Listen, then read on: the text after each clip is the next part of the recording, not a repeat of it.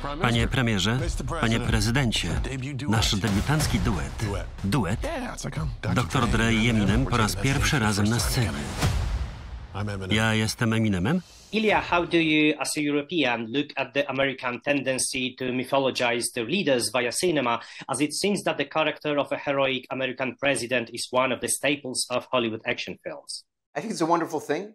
I think it's great to have leaders, at least in cinema, that care for their people, that can fail and get up and go and persevere through troubles. I think in particularly this movie, it is a bit of a wish fulfillment. I think if it's done well, I think it's a wonderful thing. When it's not done well, it's not so wonderful. And what was the biggest challenge for you while making a quintessential comedy action film that is so involved in various important current political subjects in order not to make it too political? Well, the point is not to make a political statement. The point is to make a great movie. And if someone comes away with a message, great.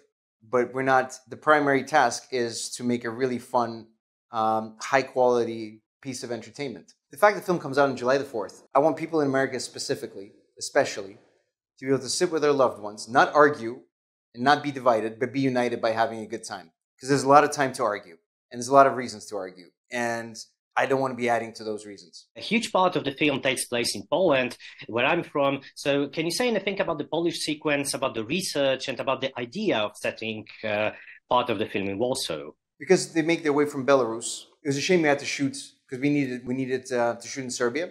So the fact that Belgrade doubles for Warsaw, and it looks good, but it's not Warsaw, kind of a little annoying. I was always curious how the Polish people will see it.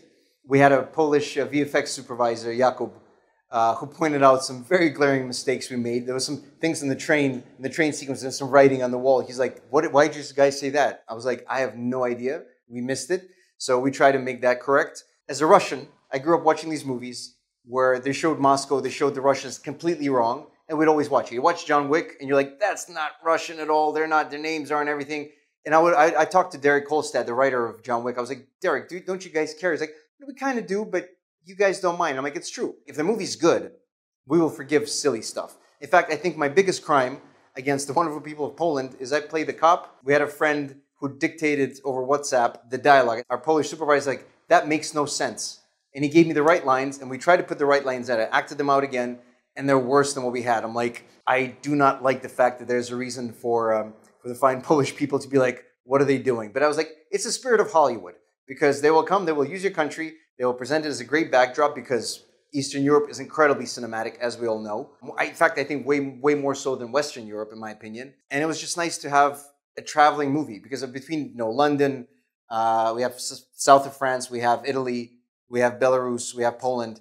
It's nice that we were able at least to go in relative closeness to the real areas where we wanted to shoot. The other hero of Heads of State is British Prime Minister, portrayed by Idris Elba. So can you say anything about the dynamics between him and the US president, played by John Cena? Well, they're very different to begin with. One's been in power for 6 years and understands the gravity and the complications that come with the job and the stress and the lack of sleep and the amount of, you taking care of, what is it, 70 million people in the UK now? Come on, guys, you should know. It's, let's say 68 million. It's a hard job. To be a good leader and not just, be a good leader for yourself, but a good leader for the people that elect you, it's complicated. And not many people can actually do it well, I don't think.